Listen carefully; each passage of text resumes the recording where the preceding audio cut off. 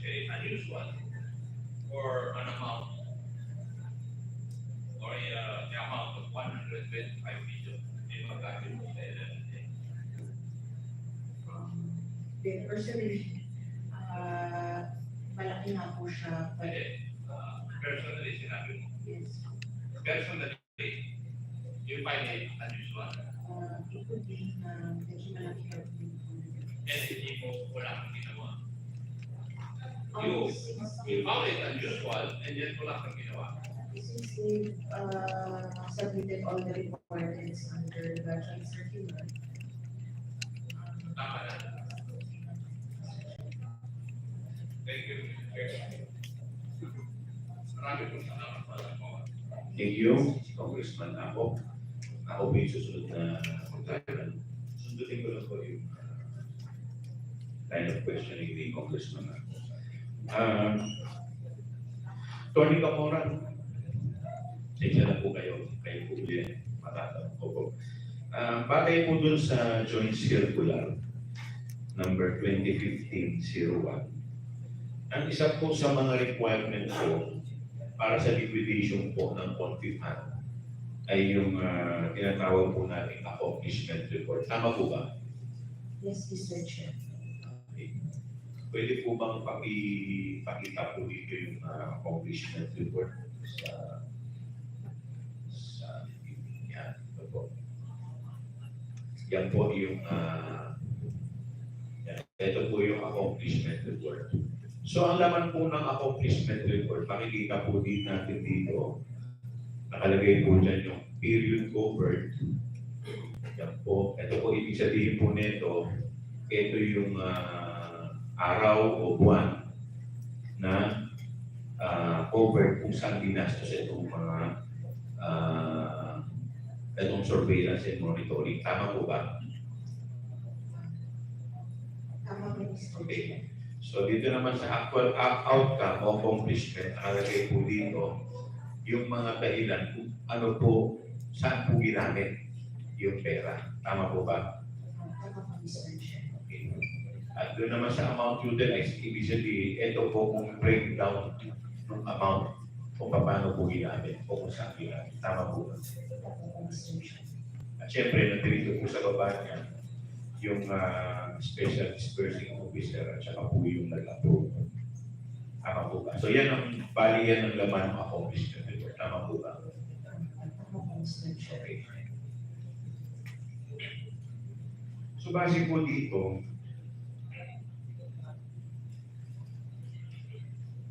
po makikita po natin yung sa letter C, rental of other incidental expenses related to the maintenance of safe houses. Dito po sa rental ng safe houses ng OBP, hindi po ito nagre-refer sa long-term lease. Tama ba? Hindi po, sir. We have no way of knowing. Tama po ba? Okay. Basta itong lease na to, naka-pertain lang doon sa period covered, which is yung December 21 to December 31. Tama po ba? Yes, Mr. Chair. So, ibig sabihin, ito nakalagay po dyan na 16 billion, ito lang po yung over niya. December 21 up to December 31. Yes, Mr. Chair. Yun yung type po na... Yun yung time na ginastos sa itong 16 billion. Okay ba?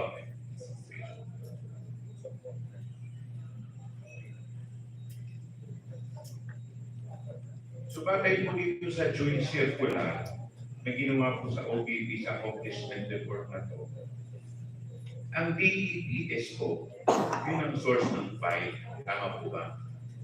Ang DEP, ang ibig sabihin po ng DEP, document evidence payment. Tama po ba? Yes, Mr. Chair. Okay, so ang document evidence payment is the acknowledgement receipt. Yes, Mr. Chair. So wala na pong iba. So hindi po, wala po dyan yung contract of lease. Wala po. So talagang pinaka-ebidensya lang yan na tinatawag natin is yung acknowledgement receipt na yung tao o kumpanya ay nakatanggap ng ganitong amount base po sa bayan. Tama po ba? Yes, Mr. Chair.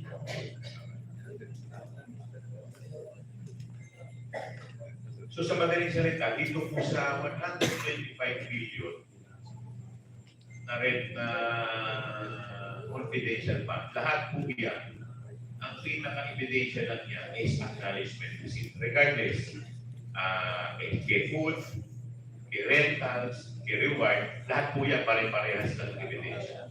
Yes, Mr. Which is acknowledgement receipt. Tama po ba? Okay, walang OR, wala lahat. Okay. Napunta po tayo dito sa rental ng houses.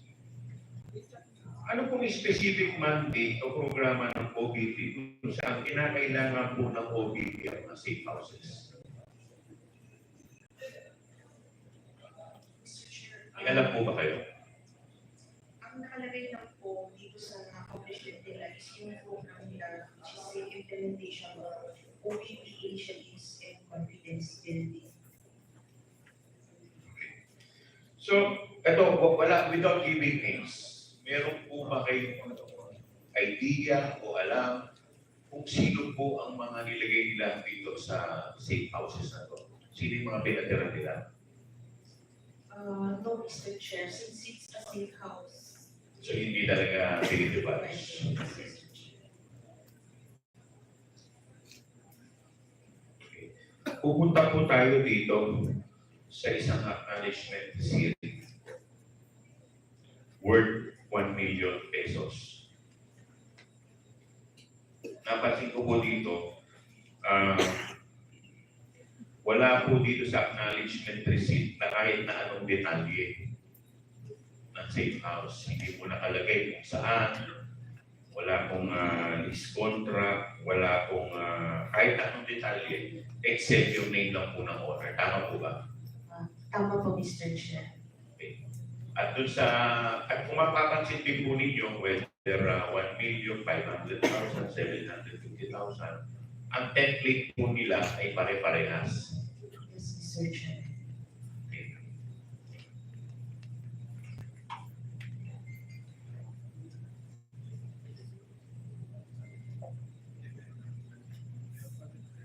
Based po dito, sinasabi po ninyo sa liquidation ng OVP Confidential Fund yung 2022, 34 ang acknowledgement receipt. At tama po ba? Yes, Mr. Chair. Okay. At kanina sinabi po ninyo sa 34 na to, 34 po yung safe houses. So ibig sabihin, isang resibo represents one safe house. Tama po? Yes, Mr. Chair. Okay. May idea po ba kayo dito sa safe house na to kung ito po ba ay bahay, kondo, o kung ilang palapag? Wala po, Mr. Chair. Wala po ay idea. So ibig sabihin, wala kayong alam na detalye. No details, Mr. Chair. Okay. So lumalabas din po dito, in 11 days, ang nagastos po nila sa safe houses is 16 million. Yes, Mr. Chair. Ayan po. Ano po yung pinaka-murang safe house na kanilang nirentahan in 11 days? Yung pinaka-mura po. Magkano po yun? Mr. Chair, it's 250,000 po. Ang pinaka-murang safe house na kanilang nirenta in 11 days is 250,000. 250,000, Mr. Chair. Okay. At ano naman, magkano naman po yung pinakamalaki?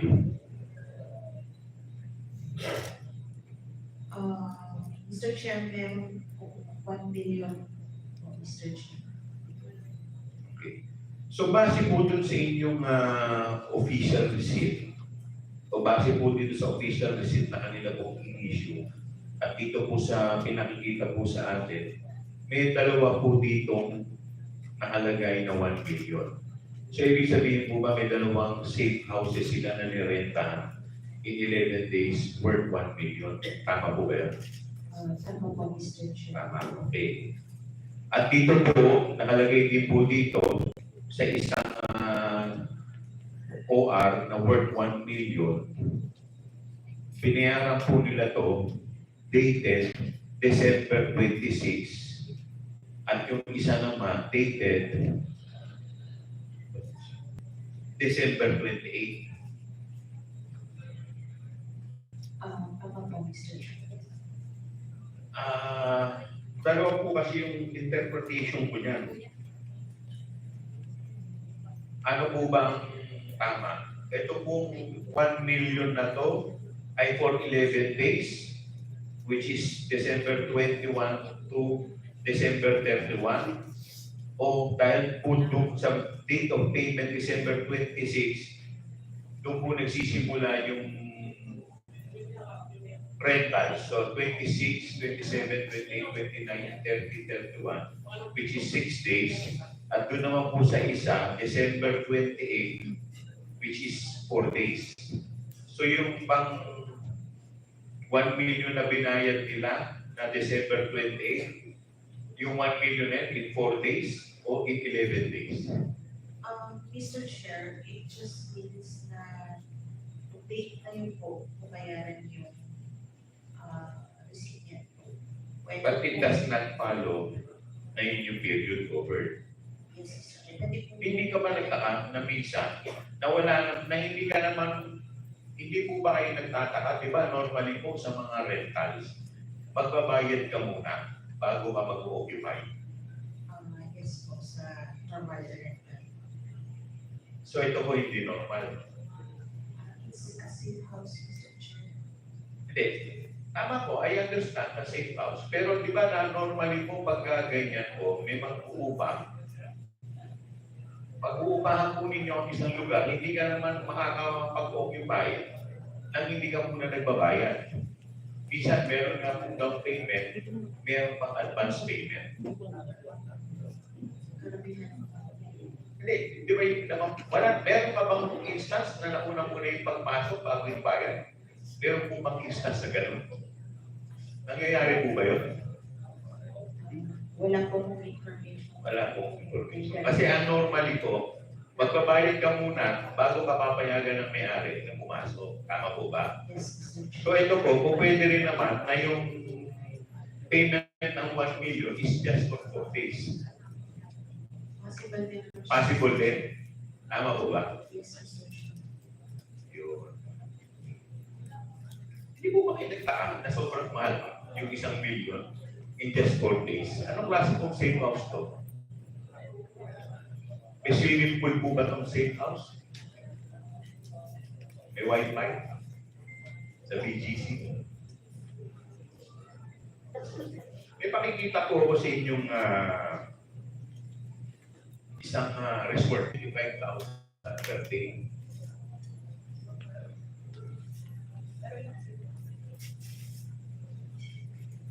As compared po natin dito sa 1 million, bali magkano po lumalabas yung 1 million per day in 11 days?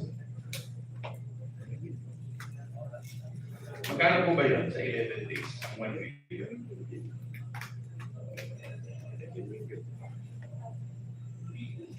Mr. Chair, 90,000. 90,000 a day. Yes, Mr. Chair. As compared po dun sa luxury resort with complete amenities. Much worse for 4 days. Yung 1 million. Magkakano po lumalabas yun in 4 days? 250,000 per day. Hindi po ba kayo nagtaka? Bakit yan mahal? Hindi po kayo nagtaka? Information kung gaano ka building. Wala po kayong information.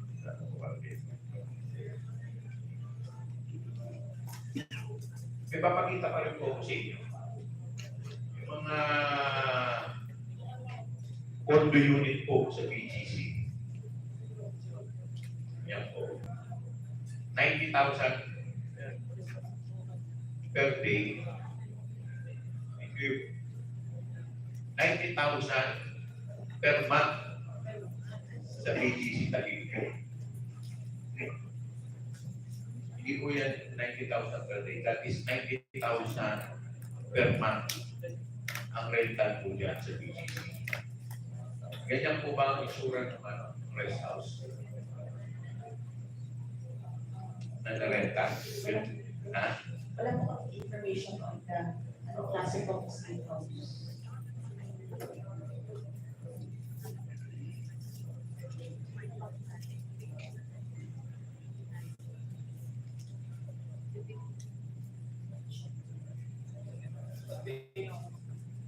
Ang po ninyo, medyo dapat kung tinitignan po ninyo, nagtaka na kayo sa laki po ng rental, 11 days eh.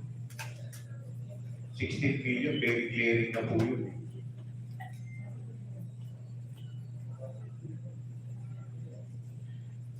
Noong December 28, 2022, ang binayaran po nila sa rentals is worth 2.850 million. Tama po ba? Yung petsang December 28, 2.6 million. At noong December 27, 3.7 at noong December 29. So in just 3 days, nagbayad po sila ng 8.750 million for the rentals. Hindi po ba para pumili na po sila ng bahay na?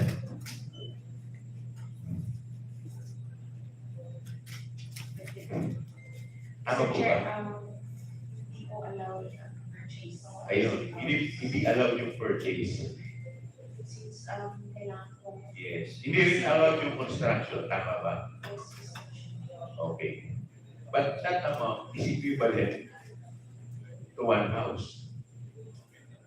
8.something million. 8.7 million. Tama po ba?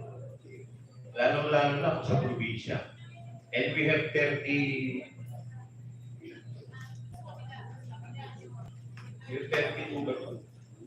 safe houses. 34 acknowledgement receipt.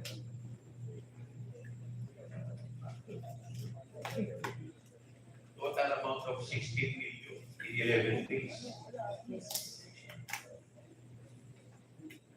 Hindi po ba kayo nagtao? Sama. safe house. Kasi alam. Namin alam kung ilan ang safe house para ilan. Kasi kanina sinabi po niya, one precinct is equivalent to one safe house. Tama po ba? Pero kung ilan yung tao ilalagay doon, sino pa ngayon? Kaya pupunta po tayo dyan sa taong bilang mag-ito. Balik po tayo dyan sa accomplishment report. Doon po sa provision of medical and food aid.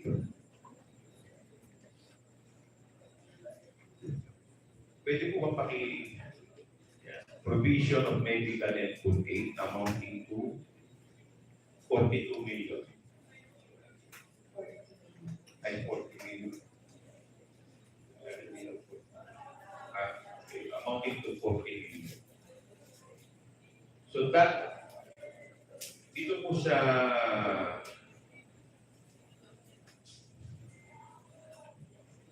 ayan po, yan. Dito po sa February 6 to March 29, 2023.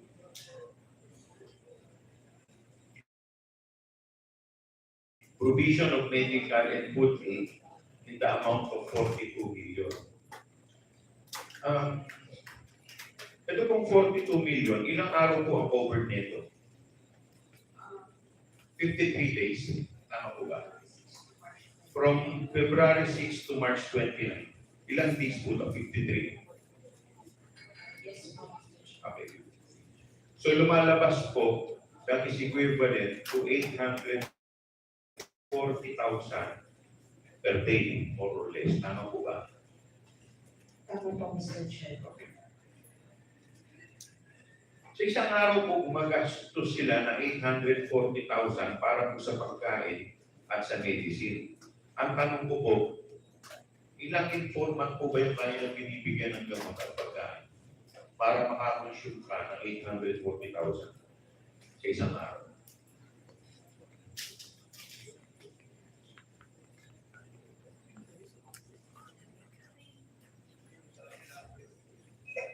palagay na po natin na 2,000 po ang isang sako.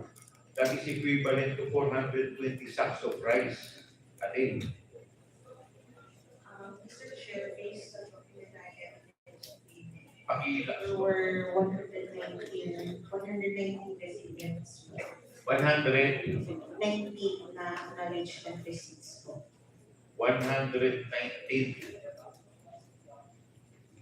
Acknowledgement receipt. So, ibig sabihin nito, 119 na informant. Ha? Lahat po yun may kumakain, syempre.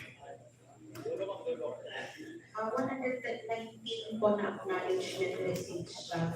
Pero wala bang details indicated kung Informants ang kanilang kasi nakakagulat na kasi sa 840,000. Parang grabe naman. Ang dami naman po pinakain nito in a day. At ang dami rin po nagkasakit. Nagkaroon po ka ng test dito sa lugar para ganun po mastos ng medicine.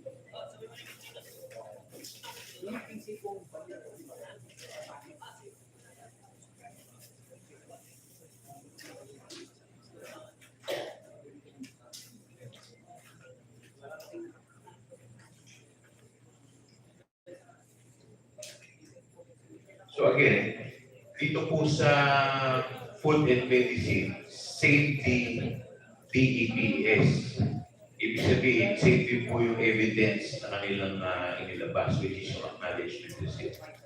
Tama po ba? To justify ito pong purchase of medicine and food. Tama po ba? And same format. Same format for the rentals and same format for the medicine and food. Opo, Mr. Chair. So pare-parehas po.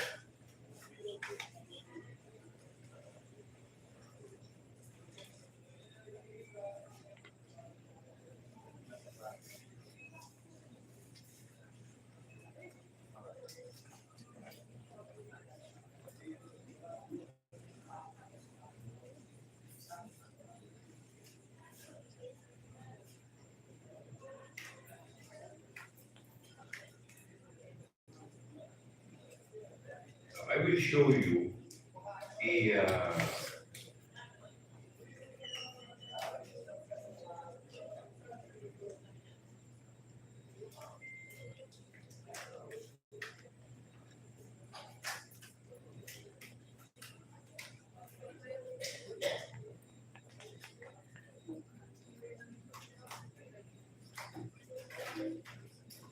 Attorney Camora, since kayo po ang official na COA ng Intelligence and Confidential Fund of Audit Office, abisado nyo po more or less yung mga expenses items na kasama sa accomplishment report ng OBP. Tama po ba? Opo, Mr. Chair. Okay. Now, to refresh your memory, I am showing the relevant portion of the accomplishment report indicating the expense items covered by the 125 million confidential fund. Pwede po ba paki-flash yung actual outcome ng accomplishment? Okay. Bilang parte po ng COA, ICFAU, familiar po ba kayo sa DILG Memorandum Circular number 99-65? Revised guidelines relative to the utilization of funds for intelligence or confidential purposes. Mr. Chair, isa siya sa yung dating guideline. Yan po yung dating guidelines. So kung mapapansin po natin, maliban na lang sa mga purchase of ammunition, pareho po at nagmamasyang item sa DILG Memorandum Circular at sa accomplishment report na ginawa ng OBP. Tama po ba? Tama po, Mr. Chair. Bali, template at copy-paste ang expense items. Tama po ba? Tama po, Mr. Chair. Tama po? Tama po, Mr. Chair. So, alam niyo po ba na yung tinatawag na DEPS, ito po yung documentary evidence of payment or document evidencing payment. Tama po ba? Tama po, Mr. Chair. So, ito pong DEP na ito ay makikita sa Joint Circular number 2015-01. Tama po ba? Tama po, Mr. Chair. Okay. Ang PPE ay nagsisilbing requirement o supporting documents para sa utilization ng confidential fund. Tama po ba? Tama po, Mr. Chair. Now, I am showing to you section 4.12 of the Joint Circular.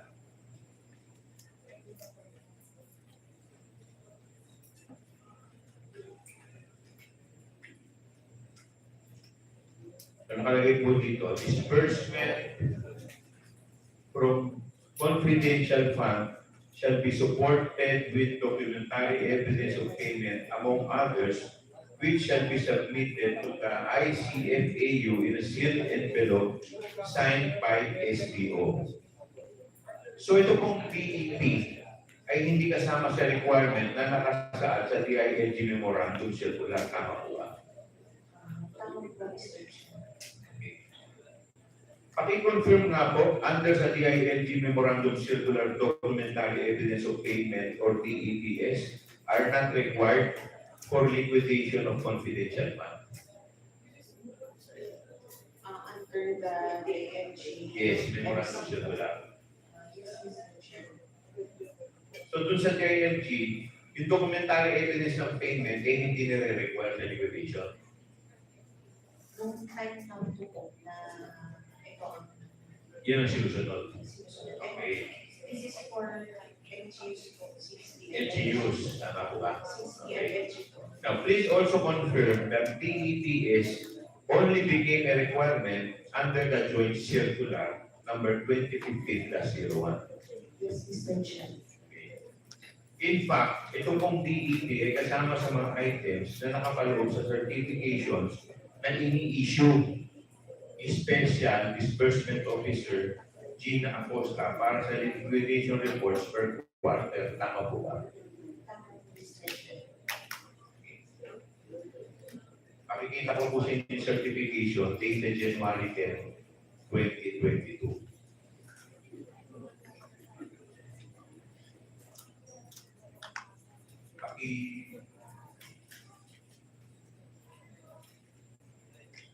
Yan po. Pera. Yan. Tama po ba yan? Mr. Chair, hindi po ito yung technically.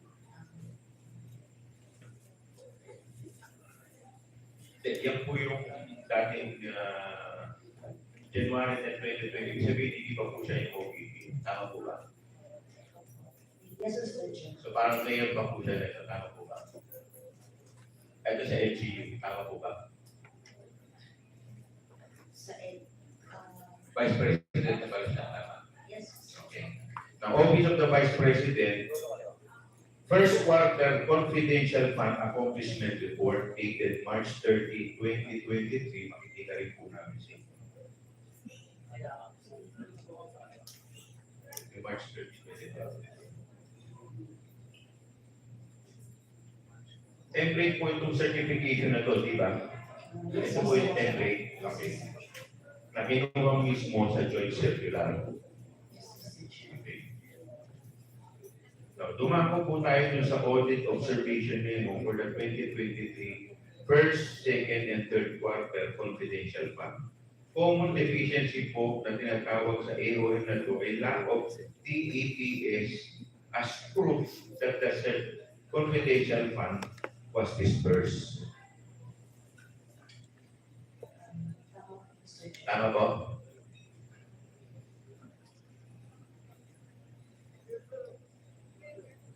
Tama.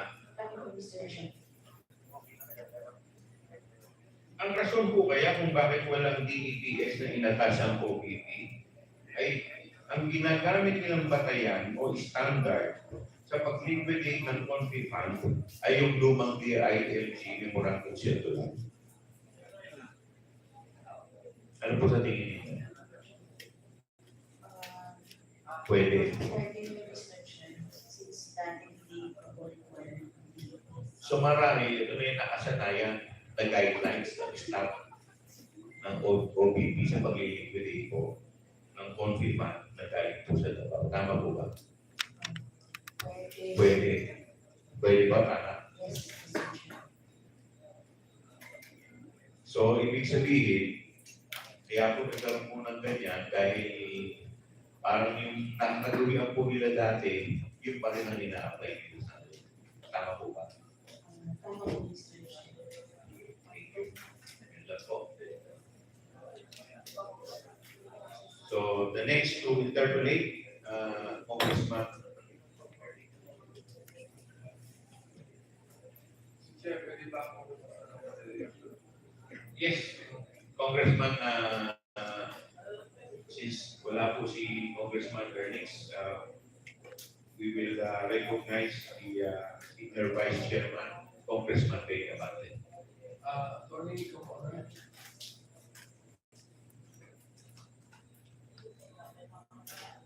naman yung gumastos niya, kailangan nag-audit niya. Kayo medyo nasisisi, di ba? Pero ang tanong ko nagkaroon pa kayo ng parang ocular inspection doon sa mga nirent ng mga safe houses? Wala. Wala po, Mr. Chair. Wala kayong ocular inspection report. Wala, Mr. Chair. Bakit wala kayo sa rules Wala na po siya dapat sa... yung gawin mo? Wala po siya sa joint circular, Mr. Wala Chair. yun. Wala. O baka naman nakuha nyo lang yan, respect to the position of the Vice President. Mr. Chair, kung ano pa yung nasa joint circular, yun ang po sinusunod natin. Ano yung nasa joint circular, ano yung sinabi sa inyong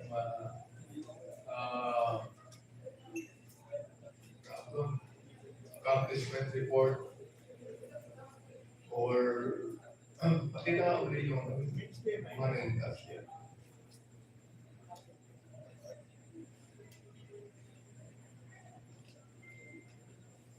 Yun lamang ang pinagbabasihan nyo ng panggastos. At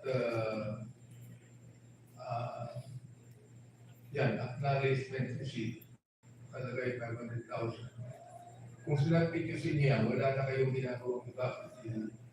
Kaniwalaan na lamang itong acknowledgement receipt. Ano po ba yun? Yes, Mr. Chair. Lahat naman po ng NGAs, gano'n ang treatment po sa safe house. Considering yung nature na po ng safe house, hindi rin po nila i-disclose sa amin, Mr. Chair. Ang tinatakahan lang namin dito sa committee, kung kumaray, how 500,000, for example, can be used for 11 days. At anong klaseng safe house ang nirent for 11 days na nagkakahalaga ng at least 45,000 pesos a day. Kaya parang kung sa'yo, so yung kalagay, parang malaki, parang napakalaki. Kung iisipin natin talaga. Malaki po siya, Mr. Chair, considering malaki po yung confidential fund ng itong agency po natin. Oh, yung confidential fund ang tinitingnan nyo, pero hindi nyo tinignan kung paano ginamit ang confidential fund na ito. Tinatanggap nyo lang kung ano nakalagay sa acknowledgement receipt. Ano po yun? Basically, ako. So there's no way for us, there's no way for you to be able to really verify. Kasi meron kayo verification. Sa regular audit po. Ha? Sa regular audit po meron, pero sa intel and confidential fund audit, wala po. So there is no way for you to verify. Yes po, Mr. Chair. Kinakailangan siguro, Mr. Chair, i-revisit natin itong batas tungkol sa essential fund and we have to review and amend. Kasi nakikita ko na abuso. Again, kasi kung halimbawa, nakakawala yan sa audit ninyo, at tinatanggap na lang natin kung paano ginagastos yan. Ang hindi mo alam kung paano. We do not even know what happened to it. We do not even know how it is being used. We do not even know how big the property is. We do not even know how many square meters. We do not even know who the people are using it. And just imagine, kung 1 million po yan in a day, 11 days ginamit yan, that's 90,000 pesos a day. Just imagine, 90,000 pesos a day. Pantalo pa yata yung bahay na uupahan natin sa Falls Park. When we speak of 90,000 pesos a day. Talking mo, hindi nyo naisip yung ganun bagay. Basta, sabi nga ni Congressman Apo, cook like and see. Tinanggap niya. Walang question. The-base lang po talaga sa requirements ng joint circular. And also, hindi naman po kasi lahat ng agencies may confidential office. Yun lang po talaga. Base lang po talaga sa joint circular. And hindi lang naman po since joint lang po, it's an effort po ng COA, PTM, TDM, GCG, and DEPW, yung joint circular. Wala talaga tayong masyadong makukuha pag merong joint circular na yung lamang na nakalagay. Right? Yes, Mr. Chair. Mr. Chair, I'd like to divert the interpellation. Major General Nolasco Milpin.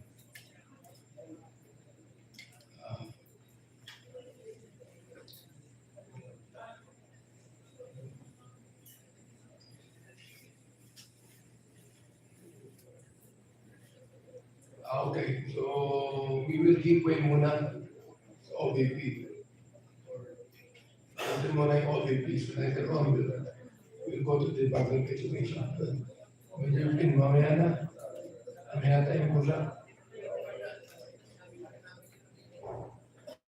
Thank you, Congressman Amante. Last to interpolate sa issue ng OVP is Congressman Ernest Canicio. And then we will now proceed to the DepEd. First to interpolate is Congressman Jackie Pimentel. The chair would like to recognize Congressman Ernest Canicio for your interpolation.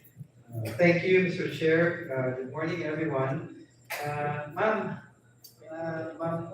Mora, Mr. Chair, I'd like to ask some questions lang sa ating COA representative, si Attorney Carmora. I remember, Attorney, nung ilang beses na rin ako nakapagtanong sa iyo, you have always been cordial, respectful, and to the committee, and I believe that you're always prepared. At napakabait po ng demeanor nyo.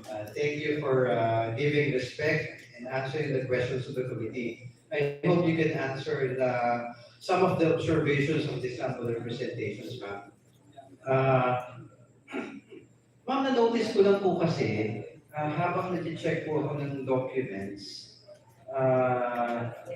meron po tayo sa rental ng safe house. Narinig po kanina sa tanong ni Congressman Ako at ni Congressman Chairman Joel Chua na ma'am, tama po ba na mga acknowledgement receipts ang basis po ng COA sa pagsusuri nitong mga to? Sa rentals ba?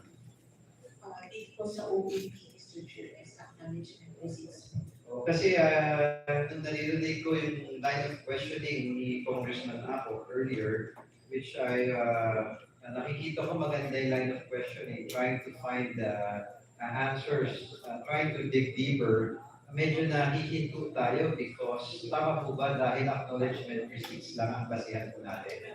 Yes, Mr. Chair. Sa inyo po ba, ma'am, huwag na po bilang COA representative, huwag po muna bilang abogado. On a personal note, kayo po, matagal na rin kayo sa COA, alam ko po lagi tayo may pinagbabasihan ng mga bagay-bagay. Pero as a person, as an individual, with your years of experience, gano'n po ba kayo katagal sa COA? 8 years po, Mr. Chair.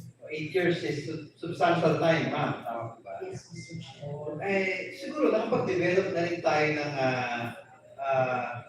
how do I say this, innate gut feel natin if there is something wrong or if things are regular in nature. Tama po ba? Mr. Chair, Ma'am, just ano na to or speaking candidly, don't, just tell me yung personal na natin, ma'am. Kasi tayo, in every endeavor natin sa career natin, sometimes we develop yung personal nating pag-aaral, di ba, hindi naman lahat nakapase lang sa dokumento. Kayo po ba sa personal yun, nakadevelop kayo ng somewhat, say natin, innate na panunulit nyo? yes, Mr. Chair. Although as an auditor, parang less than 2 years pa lang po ako as an auditor sa COA. Mas, Yes, ma'am. Opo, para lang mapabilis tayo, ma'am. Kasi ako, itong documents na nakita ko, ilang oras pa lang po na habang pinapakinggan ko lang base Congressman Ako and Congressman Joel Chua, ang ating chairman ng committee na to, meron na po akong na-observe na parang sa tingin ko, nakakapagtaka. For example, ma'am, if I may continue, Mr. Chair, tama, nung fourth quarter po ng 2022, ilan po ba yung ginamit para sa rental expenses?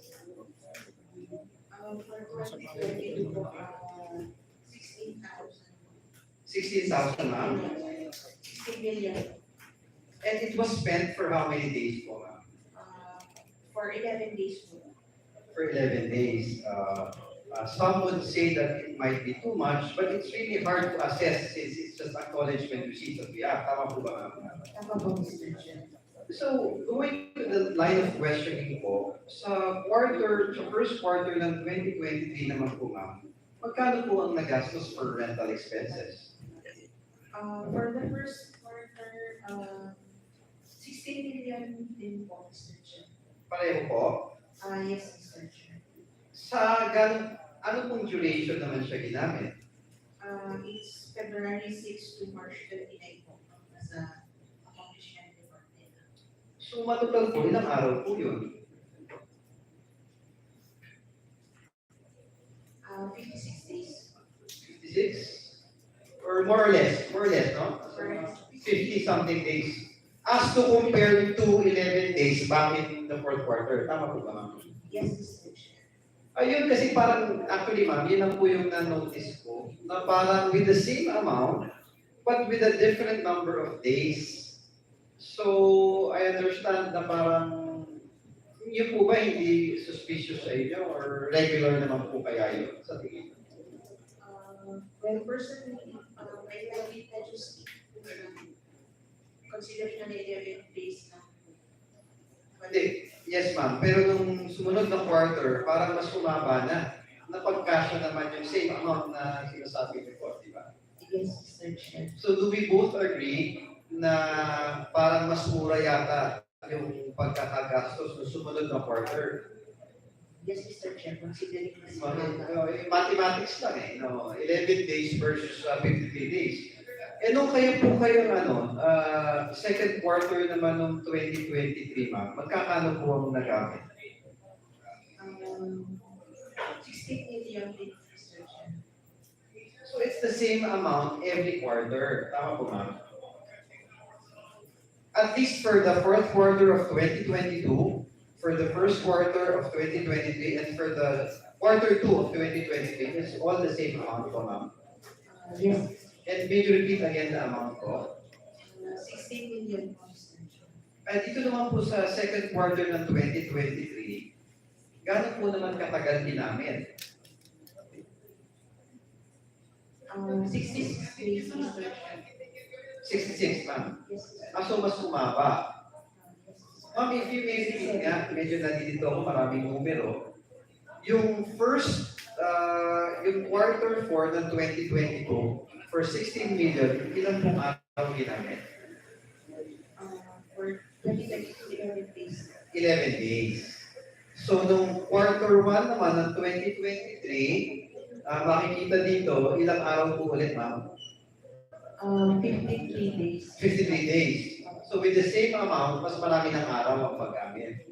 Yes, Mr. Nung sa quarter 2 of 2023, with the same amount of 16 million, ilang araw naman po ginamit? 66, ang sabi niyo po? 67 days. 67 days. So having said that, ma'am, sa personal po ninyong opinion, being an attorney and 2 years in the audit department of the Commission of Audit, hindi po, regular po ba yung gano'n, the same amount, but different number of days? Well, personally po, medyo steam na po yung lalo na po yung sa 2022 since 11 days na po. The 16 million for 11 days. Compared to dun sa 2023 na almost. Ma'am, ano po ba basihan nyo dito sa lahat ito? Bukod po sa acknowledgement receipt, meron po ba kayong breakdown ng mga pagkamit ng fondo na ito? Nasa accomplishment report, yung accomplishment report, yung nila. But did it say po, ma'am, kung saan ginamit, anong klaseng facility ba ito? No information. Wala pong information. So, very bare po. Yes. So, based on the observation of this humble representation, Mr. Chair, parang I agree with you and Congressman Ahok that there has to be a new law that we have to make, to be able to check so that we can protect better the funds of the people. Your Honor, ito po, if I may, meron po akong konting oras. Thank you, Mr. Chair. Ang quarter 3 naman po, ma'am, ng 2023, magkakano po ang nagamit para sa rental? If I may repeat, Mr. Chair, is quarter 3 of 2023. It was 5 million. Ma'am, pakilakas po. 5 million po, Mr. Chair. 5 million. Yes, Mr. Chair. Parang malayo po doon sa mga nakaraang quarter. Mr. Chair, yes. So, correct me if I'm wrong, Mama, 16 million fourth quarter of 2022, 16 million quarter 1 of 2023, another 16 million of quarter 2 of 2023, tapos ng quarter 3 of the same year, biglang nag-drop po ng 5 million. Tama po? Tama po, Mr. Chair. Para sa ilang araw naman po nagamit yung 5 million na yan? Yung durations po, ma'am. 79 days. Sorry po? 79 days. 79? Yes. So, mahigit 2 buwan. Hindi po ba na parang nakakapagtaka na 5 million na pagkasya sa 79 days? Tapos, medyo extreme kumpara sa quarter 4 ng 2022 na 16 million for 11 days. Pwede po, ganun sir, extremely malaki yung gastos ng 2022. Parang malaki yung discrepancy. Yes, So, Mr. Chair. I think any person could simply or easily deduce a question na kung napagkasya yung 5 million for 79 days ng quarter 3 in the year 2023, bakit kailangan pumasok ng 16 million for 11 days ng quarter 4 ng 2022?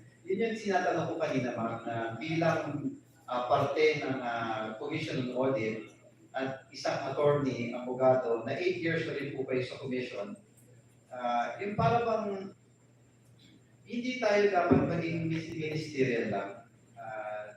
I do understand that we base everything based on documents. Being a lawyer, I'm sure that that's how you process everything. Pero, gaya ng sinabi ni Congressman Akop na bilang tagapagbantay ng pondo ng taong bayan, Siyempre naroon din naman yung pagkakataon na may gut feel tayo. Na siguro apart from each document na nakikita natin, if we see something out of the ordinary, like what we are mentioning now, maybe we can, I don't know if we can do something about it, or siguro it is imperative na, that's the reason why importante itong committee ng Blue Ribbon is to, in aid of legislation, so we can craft laws, Your Honor, so that things like this that won't happen again. That at least ACOA will be able to dig deeper apart from just acknowledgement receipts. No, kasi medyo your hands are tied, just you're basing it on documents. Tama po ma'am, no? Yes, Mr. Chair. Pero pasensya na po if I may ask, on a personal level, medyo meron ba kayo nafe-feel na irregularity? Siguro sa medyo state lalo na po yun.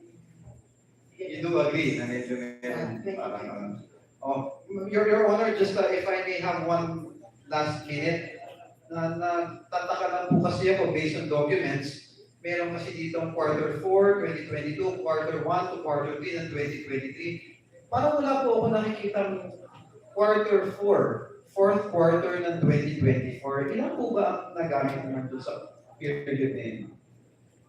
Mr. Chair, wala po silang liquidation for the fourth quarter ng 2023.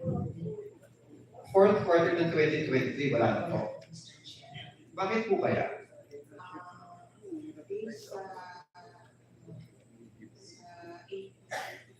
ATM po, wala pa yata cash advance ng fourth quarter. So in short, ma'am, would it be accurate to say na wala pong ginamit na rental noong fourth quarter of the year 2023?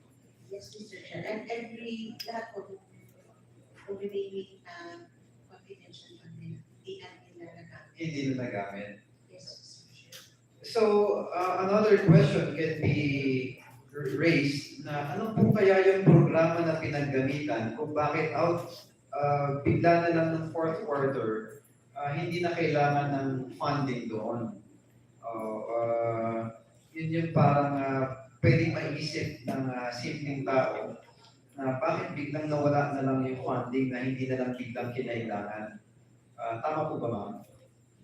Tama naman po, Mr. Chair. Yeah. Again, Mr. Chair, thank you po ma'am for always being cordial and putting a smile in this committee. Mr. Chair, yun lamang po, if I may reiterate, pasensya na po that I took a little bit of time of this committee. Yun na po talagang na-notice ko na medyo malaking discrepancy na noong fourth quarter of 2022, 16 million for 11 days. Tapos noong third quarter, naging 5 million for 79 days. We cannot dig deeper. That's why in aid of legislation, we really have to craft laws for us to be able to dig deeper na hindi na po maulit. At least may kasagutan na po sa susunod ang COA sa atin. Yun lamang po, Mr. Chair. Marami pong salamat sa inyo. Thank you, Congressman Ernest Junicio. Mr. Chair, Congressman Ako. before we leave the budget of the OVP, can I ask a few clarificatory questions? Yes, with the indulgence of Congressman Johnny Pimentel, Congressman Ako is recognized by the Thank chair. you, Mr. Chair. Madam Amora, binasa ko po lahat yung there before the acknowledgement receipts. There's no duration. Hindi ko sinasabi dito, acknowledgement receipts na ito na yung, for example, December 21, 2022, 500,000. Walang duration. So, how do you interpret this? Is this for 1 day or for 11 days? It could be interpreted po na Tinatanong ko po siya, how did you interpret it? since meron naman sila po, hindi na po namin. As long as it is within the period of the cash advance. Paano po yung 500,000 ang date is 31 December 2022 at saka may updated acknowledgement receipt 250,000. Paano nyo in-interpret mo ganito, Madam Pawan? Usually po, Mr. Chair, tinitignan lang namin as long as it is within the period of action plan. Yes, but how do you interpret, for example, last December 21, 2022, 3 acknowledgement receipts were given, right? In the amount, totaling the amount of 1.1 million. I can interpret it that it's payment for the safe house for 1 day, not for 11 days. Why? Kasi paano yung date na acknowledgement receipt na December 31, 2022? Is it for 11 days also or for 1 day? It is possible that it's for 1 day only. 1 day. It is possible. Tapos Mr. ang Chair. safe house is worth 500,000 pesos per day. Yes, Mr. Chair. Ano ba yung klaseng safe house yun? Kaya yun po yung sinasabi namin dito na hindi po kapani-paniwala yung mga documentary evidence of payment. Hindi po ba? Talaga bang acknowledgement receipt, for example, for the payment of rentals, hindi nakalagay doon yung duration? Wala po? Wala po, Mr. Chair. Based dun sa tsura niya kanina, Mr. Chair, wala po duration. Ilan po kayo sa taga-POA na nandito?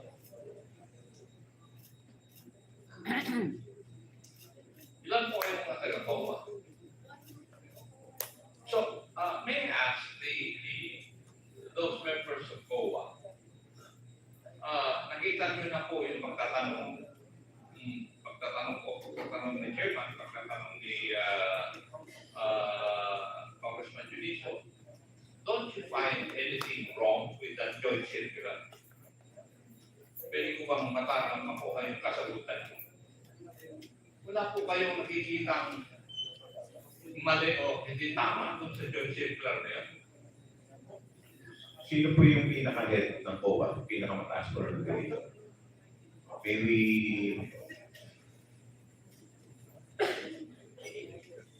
could you please introduce yourself, ma'am?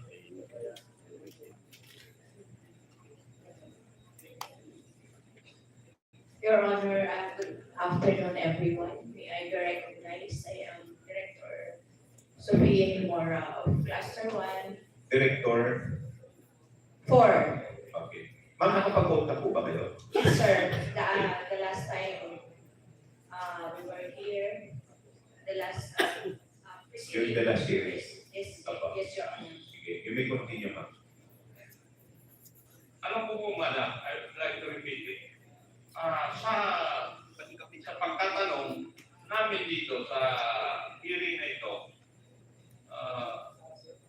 pwede ko po bang malaman kung wala po kayong nakikitang diferensya doon po sa joint circular insofar as the liquidation of confidential funds is concerned?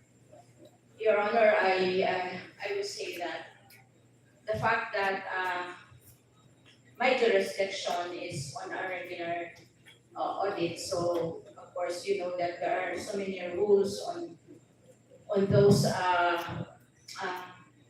auditing rules when it comes to our regular audit, and for that confidential funds, we are bound by that joint circular. So, Madam, let me cut you there. Kasi ito na po yung last na magtatanong ko po sa confidential funds ng Office of the Vice President.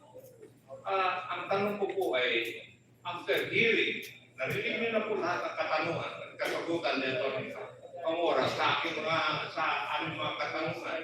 Don't you find anything wrong with that joint circular insofar as the liquidation of confidential funds is concerned? Walang mali, walang diferensya. Ang tanong ko lang po naman is, answerable by yes or no. Bakit hirap na hirap po kayong sumagot sa amin ng yes or no?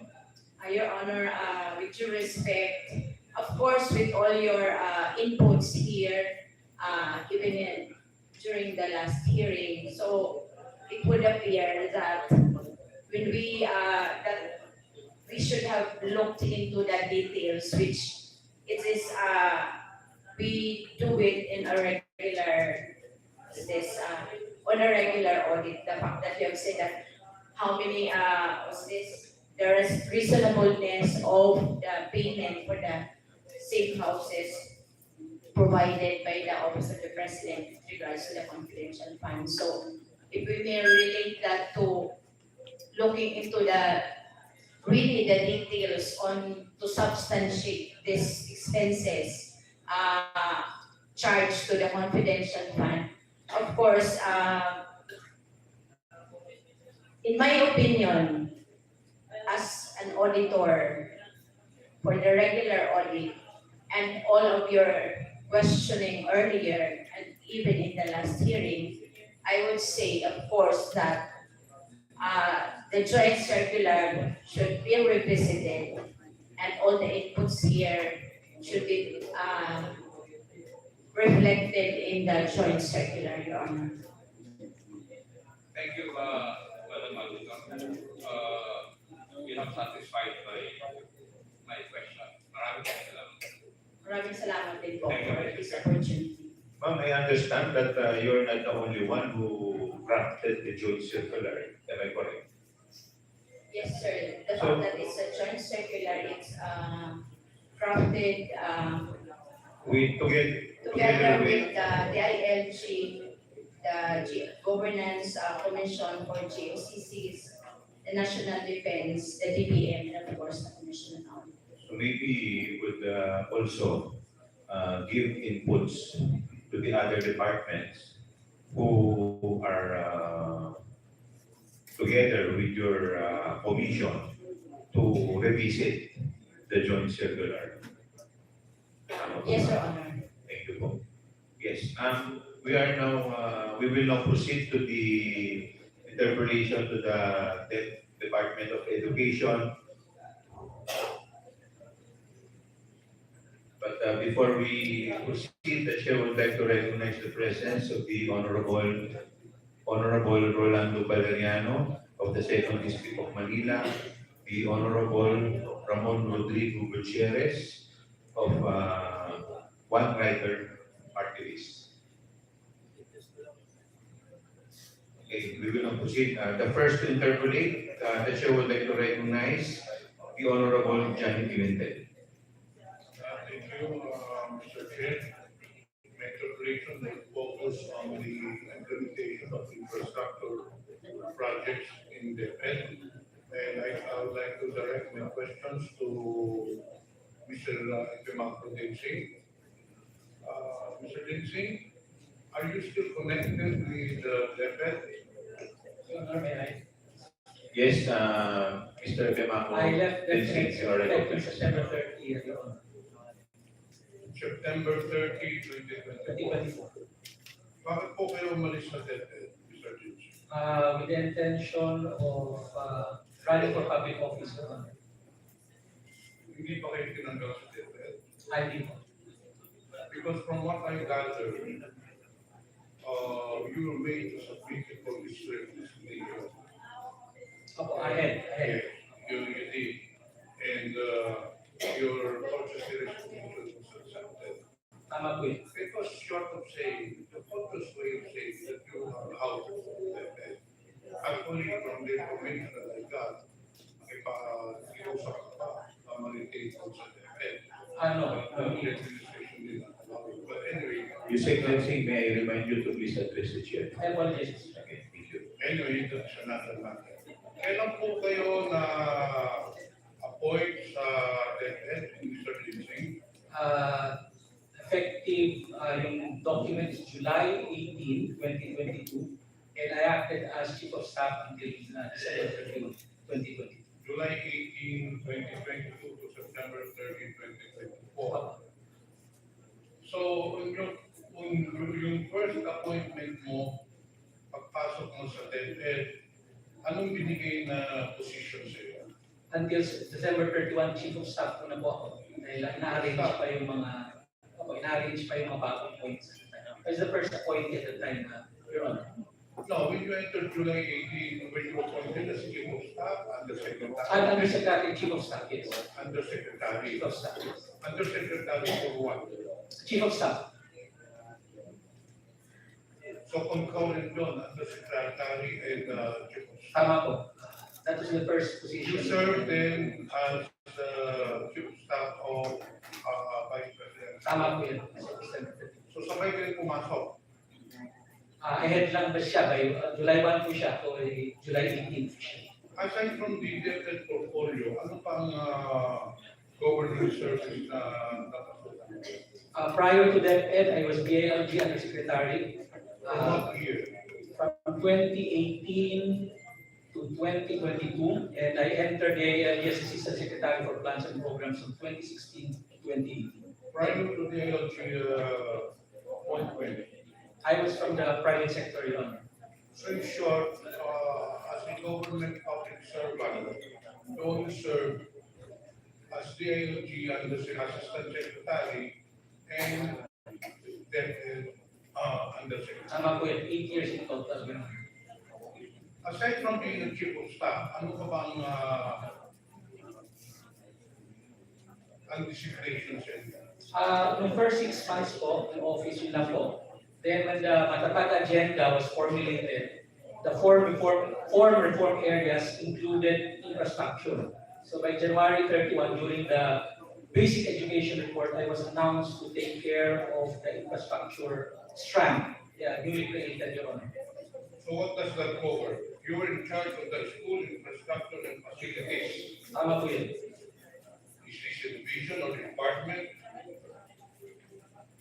Or a program? Ano bang ibig sabihin ito? It's a strand, Your Honor, like the curriculum and teaching strand, like the administration strand. So it's a policy level position, Your Honor. So what covers? Anong mandato mo dito sa school infrastructure and facilities? It's to create policy on how infrastructure should be made, creating the long-term strategic direction of the government comprehensive school infrastructure development plan for 2030. Then coordination with DEPW because the implementer of the new construction of DepEd is DEPW, not DepEd. Were you involved in the procurement of the school buildings? No, Your Honor. But you were in charge of the allocation of the budget of school buildings. The identification, Your Honor, we have a committee to do that. And ikaw ang in charge doon sa identification. Ako ang in charge, pero I had a committee created for the identification. Okay, ano ba ang mga programs sa school infrastructure? So it includes, Your Honor, new construction implemented by the DPWH. Then we have the school furnitures implemented by the regional offices. And we have the last mile school, electrification, water systems, and implemented by the division offices. So if you started in 2022, in short, you handled the budget for 2023 and also for 2024, hindi po ba? For the 2023 po, hindi po. The school buildings was under the administration strand. So I only took over 2023. What was the budget? What was the budget of the 2023 school building? The original budget was 5.9 billion. Yun po ang nasa net. And that was for 2023. 23 po.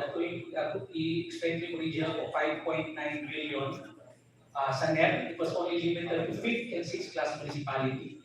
Then pagdating po ng, paglabas ko ng JA, nagdagdagan po ng 9.7 billion. So a total of 15.6 billion, 2023 JA. For 2024. 2024, sa net po is 19.7, but when the GAA came out, it became 24.7 billion. So you covered din bang SIS and basic education facilities programs? Hindi po ba? Opo. So under din sa iyo yun, Ang alin po yung BEFL, the Opo. basic education. When you say BFF, that's the total infrastructure program. But there is a discrepancy. Sabi mo kanina, 19.7 billion allocated. Net. But it states here that in the 2023 CAA, the amount of 23 1,470,897 pesos was appropriated in the past for 2023. Your Honor, that's BFF, so that includes new construction, which is 15.6 billion, my electrification, my water system, my repairs around 4.9 billion, and I think last five schools, so a total of 23 billion. So you're the one in charge for the identification. Tama po yun. Aside from the identification, ano pa ba ang mandato mo as undersecretary? What exactly is your designation? Undersecretary for what? Undersecretary, For administration. starting 2023, Undersecretary for School Infrastructure and Facilities, starting 2023. So, sakop mo nga lahat ng mga school buildings. Tama po, tama po.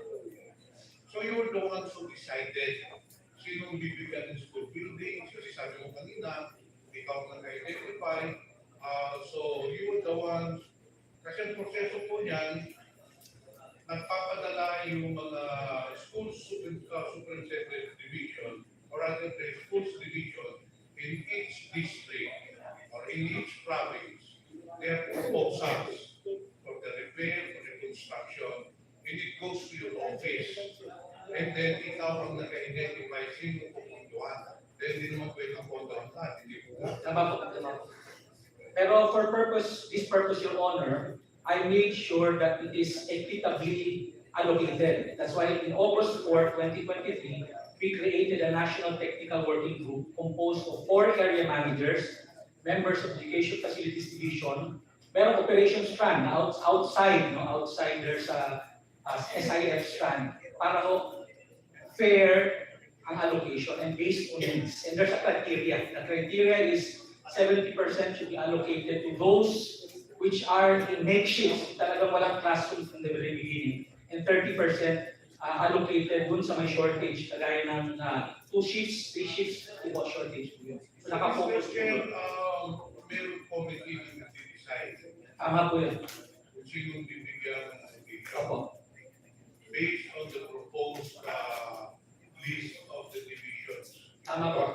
We assume na validated na rin siya. So in short, ikaw talaga ang nag-decide kung sino binibigyan. Once na nagawa na ng listahan ng yung committee, I just accept it at least because I assume that we follow the criteria that we set. But I think you're the one who's really deciding because if I recall, during the budget hearing, Mr. Chair, for 2023, pinadala po ni Mr. Dinsing during the party consultations, pinadala ng DepEd during the party consultations. If you remember, for every budget hearing, before the plenary budget hearing, may pinapadala po sa mga representative, in most cases is the secretary. I recall in 2023, during the budgetary presentation, kayo ang pinadala na regarding sa school building. Tama po yun. I remember that was I think 3rd week of August 21 of 22. Tapos at that time, tapos na po yung listahan na ginawa ng National Technical Working Group. I think the list was supposed to be around 15.1 billion. Yun po ang pinresent namin sa consultation. So in short, you really have a big role.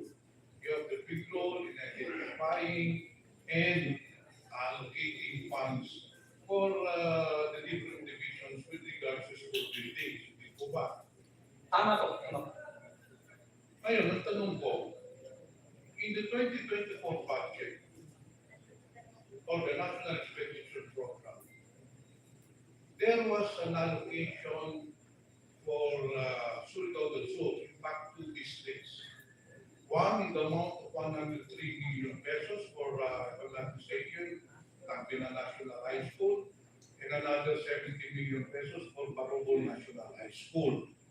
But unfortunately, in fact, there was already a notice from DepEd to DEPW to conduct the meetings already.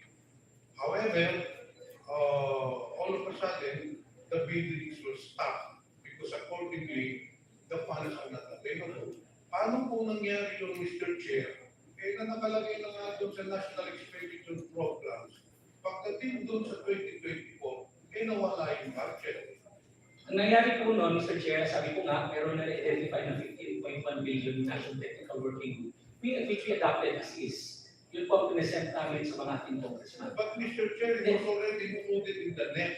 Ano mawawala Okay, yun? ang nangyari po, Mr. Chair, ganito, nung paglabas po ng General Appropriations Bill, yung 19.7 naging 24.7 billion, pero yung 14.7 billion nagkaroon po ng Annex A. In other words, these are the projects identified by the various congressmen. So, yung aming 15.1 nawala. So, since nawala siya, ang una namin ginawa, yung lahat ng may malalaking allocation na 100 billion pataas, yun ang una namin kinat para ma-allocate sa mga maliliit. So, yung aming 15.1 at the time naging 5.8 billion na lang yung liit po ng gusto. So Mr. Chair, in short, you took it upon yourself to cut the budget without notifying the congressman. Sabi mo kanina, may identification ng congressman. You took it upon yourself, being the head of the SIF, to cut the budgets of the different proposed school buildings. Ganun ba? That was because there's no more budget in the General Appropriations Bill. We had to cut that everybody was allocated. So how did you decide, Mr. Chair, kung anong puputulin, kung tatanggalin doon, anong bibigyan? Well, ang decision lang muna is tanggalin yung mga malalaki, which is mga 100 billion pataas, 80 billion pataas. Because Mr. Chair, as I already mentioned, the policy was really to go multi-story. Kasi wala na pong buildable space, kaya medyo malalaki po yung ating building ngayon to maximize buildable space. So, yun po ang nauna. Yung mga 100 billion pataas, 80 billion pataas. Yung natira mga 50, 40 million. Yung Two-story, tinanggal three-story. ninyo yung multi-story, tinanggal ninyo sa district ko, Mr. Chair. Yun ang tinanggal ninyo. Well, And not only that, there was also a 200 million peso project in District 1 na tinanggal ninyo. hindi ako familiar in detail, but I don't remember there's a 200 billion school building in any school for that matter. You know what, Mr. Chair, I'll give you an explanation bakit ninyo tinanggal. Do you know a certain Mr. Greg Murillo? Yes, sir. Yes, sir. Sabi ko kanina, Mr. Chair, the 180 million pesos was already included in the National Expenditure Program. But upon bidding, it was recalled. But prior to the bidding, this Mr. Greg Murillo, who's a close friend of Mr. Dempsey, called me, at itong sinabi niya, kamusta po kayo, Congressman? Sabi ko, mabuti naman. Congressman, meron po na kayong budget na 170 million pesos para sa district mo. Sabi ko, yun nga, naka-schedule na for bidding. In fact, pinibidding niya yata. Sir, pwede daw po na mag-usap daw po na kayo ni Mr. Dempsey. Those exactly the words of him, pwede tayo magharap-harap tayo. Baka naman pwede makipagkita ka kay Mr. Dempsey. And sabi ko, para saan? Alam mo na, may pag-uusapan kayo. But right there and then, I already know anong pag-uusapan. Mr. Dempsey hihingi ng komisyon. So, I told Mr. Greg Moreno, whom you admitted is your good friend, sinabi ko doon kay Mr. Moreno, why will I give money to Mr. Dempsey when this is already been allocated in the National Expenditure Program? So I did not entertain that anymore. And Mr. Chair, lo and behold, the funds did not come through. Inasin yung bidding, and then nawala na na because I did not come across to the request of Mr. Dempsey na humingi siya ng posisyon. And not only that, Mr. Dempsey, hindi lang akong biktima niyan. Marami pong mga congressmen, and for the record, I want to put it in record, marami mga congressmen na nagsabi din sa akin that you oppose them. In fact, there is one congressman in Visayas that you are asking for 18% commission of the school buildings. Kasi ikaw nga ang nagdidesisyon kung sinong bibigyan, sino ang tatanggalan. In fact, it is on record. You just said kanina na ikaw ang nagdidesisyon kung sinong tatanggalan, sinong bibigyan. Not only that, sometime last year or probably within this year, you met with some of the congressmen